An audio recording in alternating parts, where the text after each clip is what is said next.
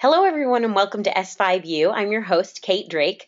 We're so excited that you could join us today to talk a little bit about upping employee engagement on your social channels. Um, it's really great to get your employees involved on your business Facebook page or your Twitter feed and really kind of help them be brand ambassadors for you on social media. So, we're going to talk a little bit today about how to increase that engagement and to help them get started. So, with that in mind, we'll take it away. And of course, feel free to ask any questions as we go along. So, why do we want to increase employee engagement? Why is it important for us to have our employees interested and engaged on our pages? This is what we're going for, right? We want these type of employees. So, really, the reason is that your employees are your front line when it comes to marketing. Your engaged employees are going to be the best salespeople for your business, even if they're not involved in sales. Think about how many times you've asked someone, so what do you do? Even just at a party or something along those lines. And you can really tell those people who are excited about what they do. And it's the same on social media. You want your employees to be out there tagging your page, telling their friends on social media, like, hey, look at this cool contest my work is doing. Or, hey, I'm featured on my work's Facebook page. You should check it out. Something along those lines. So even if they're not your sales force, they can really be great brand ambassadors for you. So with that in mind, let's take a look at a few strategies that can really help up that engagement. So the first thing you want to do, and we've talked about this in other webinars a little bit, but we want to make it easy for these your employees to be able to find you online and to be able to share that with other people. So one thing we really recommend is creating a customized Facebook URL. And this is a really great option. It's available to anyone who has more than 25 likes on Facebook. And we also sometimes call it a vanity URL. And the reason you want to do that is because it's so much easier to say, visit facebook.com/Kate Drake versus, facebook.com/, H5N2 blah, blah, blah, blah, blah, right? There's a big string of numbers or whatever and things like that. You want to be able to say facebook.com/your business name. And it makes it a lot easier for your employees to find you on Facebook when they want to go like your page. And it also makes it easy for them to share that URL with other people. Think of it the same way that you would do a web address or something, right? You want it to be something simple and easy that people can find. So this is a pretty easy thing to do. Again, you have to have at least 25 likes, but hopefully you've got that. And if not, we can help you with some other things too. That getting the employees involved is the least of your worries at that point. So what you're going to want to do is go to the About tab. And once you've hit the About button, you'll be brought to a page that looks like this.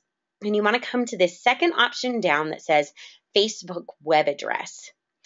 And once you do that, you can put your custom URL in the web address field. You might have to play around with it a little bit and see if the web address you want is available. So you may have to put like the name of your business and the city you're in or something along those lines. Kind of play around with it. Same way you do when you get like a new email address or something, right? Or a username on a website where they go, oh, that one's taken. You may have to play around with it a little bit. But once you get that, you can find a URL that's available, and then you can create a vanity link to your page. So you can say facebook.com/your business here or whatever. One thing to note is that you can only change that URL twice over the course of the life of your page. Facebook may change that in the future, but for right now, that's the rule. So make sure you pick something that you really like and that's going to work well for you and be easy to tell people about. That way you can tell your employees, hey, go to our Facebook page, facebook.com/whatever, and they'll be able to like the page and it'll be easy for them to find things and they can share it with other people too. All right, so another thing that's really great, once they've found your page, is we want to start featuring folks from your team on your page. And so something we really suggest is highlighting members of your team. Maybe make this part of your social media strategy that every, couple weeks or so, you kind of do an employee highlight. the thing that's great about this is that customers tend to respond better when they have a real connection with your company. So not only is it great for your employees to see themselves featured, but it also is great for your customers because then they feel a connection with the person that they've seen featured. I wanted to show you an example here. One of our clients is Cascade Collision Repair, and they feature an employee every couple of weeks on their page. This one's a guy named Matt, and it kind of talks a little bit about Matt. He's worked at the Orem location twice. He just started again on May 26th. The first time he worked for Cascade Collision Repair, he was with them for 2 weeks shy of 6 years. He's worked in the auto body industry for 20 years. He's born and raised in Sandy, but he lives in Lehigh. When he's not at work, he likes doing going camping and watching movies. So just you can see right there that not only does it give a face to someone who is probably not the person that they see at the front desk when they come in to bring their car to be repaired, but it also shows how much experience Matt has. I mean, he's worked in the auto industry for a really long time, and so that's going to make a customer feel really great about, letting him take care of their car. The other thing that's great is this is wonderful for employee morale because now Matt sees himself and goes like, oh my gosh, look, they wrote this up about me and they really value me. And then he can go and tell his family, his friends, like, hey, check out this post that my work did about me. That's so cool. And it's really just a nice little way to highlight folks and let them know that they're appreciated. Another thing that we really recommend doing, and this is a fun one, is get the gang together. I don't know if any of you guys are fans of The Office TV show, but this is a photo from one of the Christmas episodes there. And the reason we've got this is we want you to take inspiration from that. And if you're having a party, snap a pic and post it online. Show everybody decked out in their college game day gear for the big game that's coming up, or maybe you're all going to a convention together or something like that. Anytime that you're together, take a picture and post it online, and kind of show that fun side of your business. Another great option for this is kind of like a behind the scenes shot that may be of interest to some of your clients. If you have a business where you have, kind of a front desk that is where most of your customers interact, and then most of what you do takes place in the back. Maybe it's production, like the collision repair shop. Obviously you don't see the car being repaired there in the front lobby. Take a behind the scenes shot and show it, and try and make sure it has some people in it. One of the things that we always talked about when I worked at the Salt Lake Tribune as a reporter is the photographers who would come along on our stories with us. They always wanted to shoot things that had people. So whenever we would set up a story, they would the photography editor would come over and be like, are there going to be people there that we can take photos of? Because people like people with photos in them. A photo with no people in it tends to be kind of boring. We're more drawn to human forms and human faces. So that's a really great option. Touch on events that are important to the folks in your office. I know here at Social 5, we have a big basketball office. So we do a big basketball pool for March Madness. One of our executives, his son is a Division I college player. So we all, we're asking how he's doing and checking in on stuff like that. So whatever it is that your office does together or that's your thing. I know we have one construction company that we do social media for that they all in their spare time like to ride Harleys. So we try and get photos of them out on their bikes, enjoying the fall leaves or whatever. But just whatever is important to the folks in your office and that seems to bring you all together. Try and touch on those type of events. Another great way to kind of get your employees interested and to really give that morale a boost again is to kind of give a shout out whenever they do something good. So honor your employees on your social media channels when they receive an award or when they have a work anniversary, something like that. So if someone's celebrating, even just their first year of employment at your business, that's exciting. Tweet it out or whatever. Obviously, that doesn't work quite as well if you have a huge office, but if you're a small business that only has a few employees, it's really great to be able to do those types of things. The other thing that's great here is if you have someone who's maybe gotten a new certification or has received an award for something, that they were the best insurance agent in your division or something along those lines. Let people know if they're the employee of the month, whatever. Give a shout out to them and let them know that you appreciate them. And again, that's a great way for them to show other people that they're on your Facebook page or on your Twitter feed or whatever. You can also offer congratulations for personal events, like if someone in your office gets engaged or has a new baby, something like that. It's great to give a shout out to those type of things. Think about, how many times you see, even people on like TV or something like that who will say, oh, congratulations to so-and-so, they had a baby, we're so excited. It's really sweet.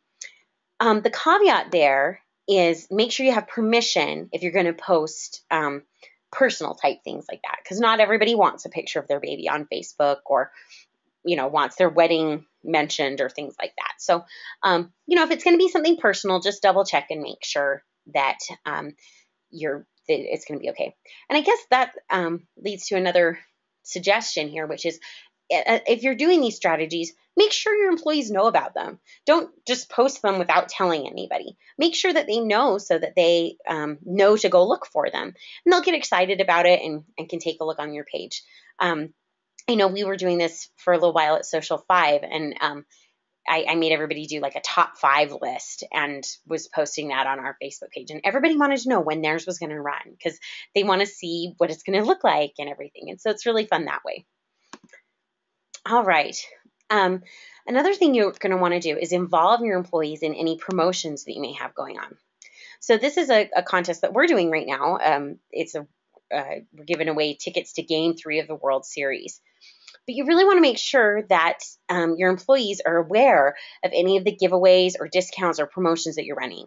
Again, this is part of the community contesting that we do here at Social 5. So other businesses have bought into this contest as well, and it keeps the price really affordable for all of us. So that's a really great thing. But we've really tried to let all of our employees know, like, hey, if you have any baseball fans, make sure they come and enter this contest because it's a really great way to, you win tickets to the World Series. Who doesn't want that? And so, it kind of helps you play to that audience and helps spread the word to their social networks. Same thing if you're doing any sort of promotions or discounts or anything like that. You want to make sure that they know because then they're going to tell their friends and family and create kind of a chain reaction. So, if you've got a special going on, whatever it is your product may be, they'll let people know and hopefully that'll bring them into your business and they can pass that along to other people. So that's really important is to let them know when anything like that is happening so that they can spread the word. Another important one, and you hear us talk about it on social media all the time, is hashtags. And this is really important. We're kind of on a baseball theme here. I'm sorry, guys. It's the playoffs. And I was really excited that the Yankees lost. I'm sorry if there's any Yankee fans out there. Anyway, so these are the official hashtags for each team that's in the Major League Baseball playoffs right now. And what you want to make sure you do if you're doing any sort of event or a promotion or anything is you want to make sure you pick an official hashtag and then let everybody know about it. Because you want, as they're tweeting and posting things about the events, you want to make sure they're using those official hashtags. And the reason why is if you aren't using all the same hashtags, it makes it a lot harder to find those posts. So pick an official hashtag, put it out, make sure your employees know, and that way when they post, they'll understand.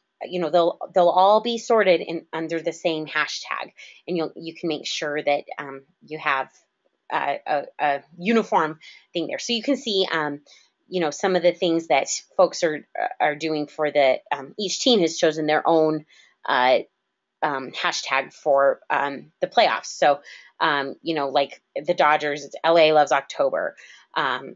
things like that. The Blue Jays is hashtag come together and stuff. So, and so they're asking all the Blue Jays fans to post under the hashtag come together, and makes it easy to sort.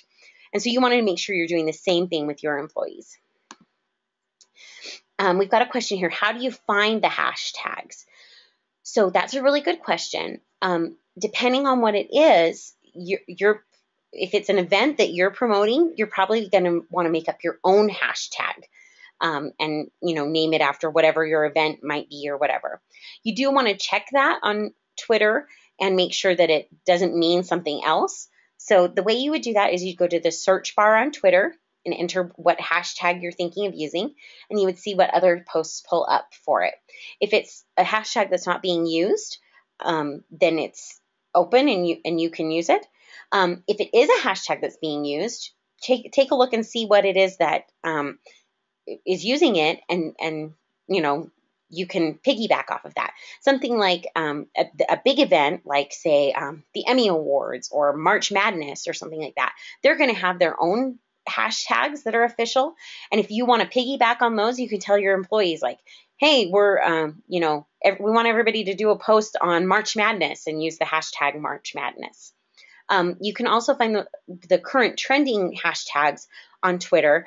They're going to be, when you log into your Twitter page, they're going to be down on the left-hand side, and you can adjust them either to your specific geographic area, like to your city, or you can do worldwide, or you can pick several different geographic specifications to see what's happening in your area. The worldwide ones sometimes are a little weird, funky, because they have like Chinese characters, and then for some reason the Philippines is like crazy on Twitter, and so there's almost always a trending hashtag worldwide that has something to do with the Philippines, like a reality show there or something like that nobody outside of the Philippines knows anything about. So you probably don't want to use that hashtag or whatever. But so if you're coming up with an event of your own, like if you're doing something like a Halloween party and you're calling it the Halloween Howl or something, you'd want to use the hashtag Halloween Howl, or like if it was a Social 5 thing that we were doing, I would say Social 5 Halloween Howl, something along those lines. So I hope that helps. Feel free to ask any follow-up questions if you have any. All right. So lastly, I just wanted to follow up with a couple of words of caution on this as we try and get your employees involved. You really do want to make sure you limit who has access to your social media accounts. Even though you're asking your employees to engage with you on social media, you want to make sure that the people who can actually post on your behalf as your business is a very small list. You don't want to have every single person in your company have access to your Facebook page or your Twitter feed. And, if one of them gets fired or something, they're a disgruntled employee and they log back in and post bad things about you or something like that, you just don't want that to happen. So, make one or two people the designated official person who's in charge of your social media feed, and give them access to the page. And then make sure you change the password if anybody finds out about it, or if it, if one of those people leaves and you need to hire someone else to replace them, change the password. Obviously, that's a rare circumstance because hopefully most employees leave on fairly good terms, but every now and then you do see something like that happen. Another thing you want to do is keep a close watch on sensitive information that may be featured in some of the posts that you're doing. For example, like a computer screen in the background. If you're an insurance agent and you have someone's insurance information pulled up on the screen behind you and someone takes a photo, you don't want to post that. It's sensitive information. My dad is an HR manager at a really big laboratory, and like a medical testing laboratory. And he was really devastated one day because he had to fire someone who did this really sweet post about how much she loved her job on Instagram. And she had taken a selfie and posted it on Instagram and talked all about how much she loved her job and loved the company she worked for. But the problem was that she had some lab samples behind her and they had patient numbers on them. And so even though it didn't have anybody's actual name, it had numbers that could be tied to that person.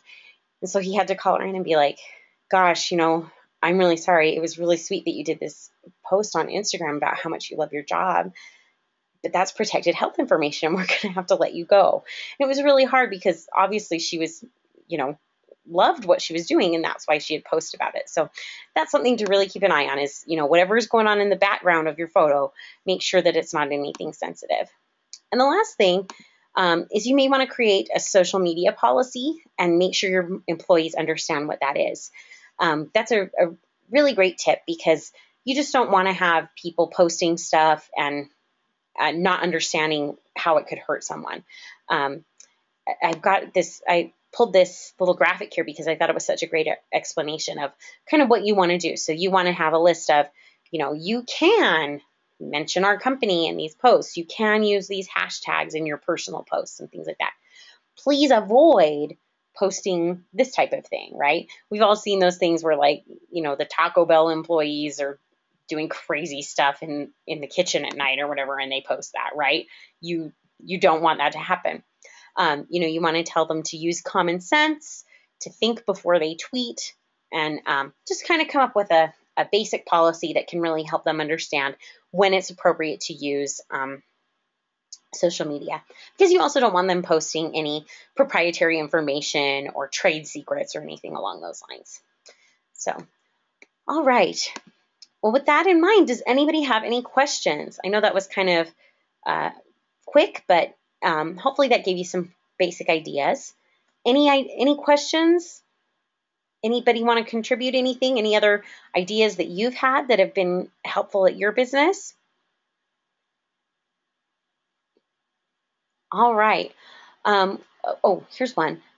Where do I find out about a social media policy? You actually, that's becoming so common that obviously Social 5, we're not a human resources organization. So you'll probably want to talk to whoever your HR person is to go through that. But you can find templates for it online if you just Google social media policy for your business or something along that line. And you can get a lot of really good ideas that way. You really just want to have some basic guidelines of, what you can say, what you can't say, and just set some really clear expectations for people. So, and again, you want to make sure that they know who has access to the page and who doesn't and things like that.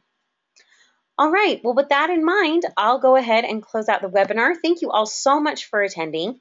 We've got another great webinar coming up at 11 o'clock Mountain Time with Jeremiah Stetler. He's going to be talking about how to work listings online and how to make sure that your business can be found and that you have the correct listings and all your information matches up and stuff like that, which is kind of something that we don't tend to think about as much, but it really is important.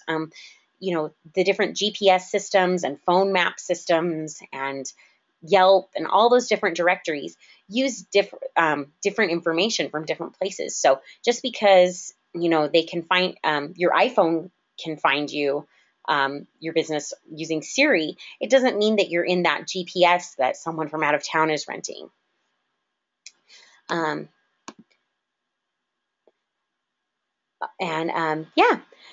We just got another question from Mary, and she's asking if our new office is on Minuteman Drive, and yes, it is. So if anybody ever wants to come visit us in Draper, you're more than welcome. Anyway, all right, well, thank you all so much, and we will talk to you guys soon. Thanks.